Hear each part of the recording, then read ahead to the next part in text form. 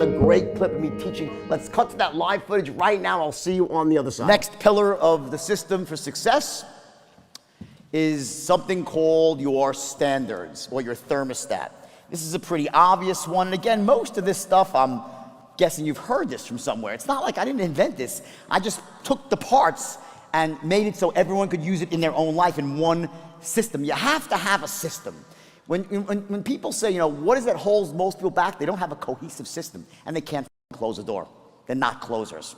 They don't have a system, and they can't sell their way out of a paper bag. Does that make sense? Yes? Yes. Louder, yes? Yes? Raise your hand, yes? Yes. Hey, good. So, standards. What your standard is almost the opposite of your state in the sense that your state's the in-the-moment indicator. Can you access the resources? And your standard is your long-term barometer, where you're set. Some people are set for a really high level of success. On some level, this entire sheet, when you total it all up, it's your thermostat for money. It's your wealth and success index, I call it. It's a set point for money that covers everything you need to know, not just the inner world, but both the inner and the outer world. If you have a very high natural set point for money, you're going to be rich. If you have a very low set point, you're going to be poor. You'll be in poverty. Why? Because like a thermostat, what happens is, imagine the boiler is what is taking the action. So when let's say it's set for 22 degrees.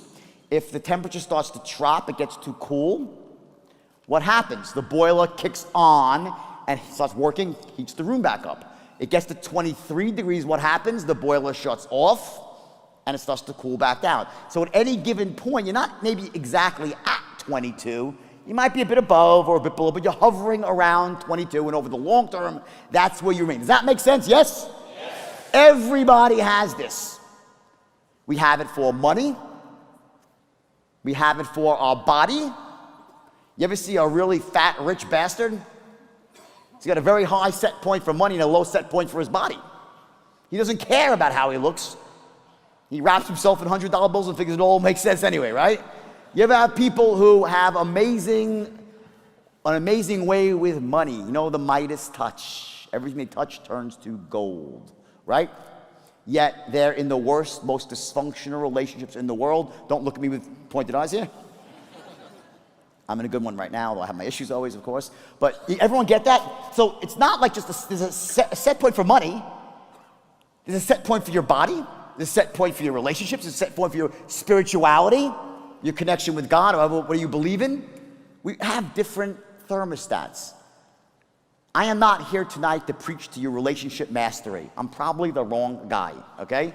This is money mastery. So we're only going to focus on money and wealth and success. Does that make sense? Yes? Yes. Who wants to hit that? Yes? Yes. Raise your hand. Yes? Yes? Good.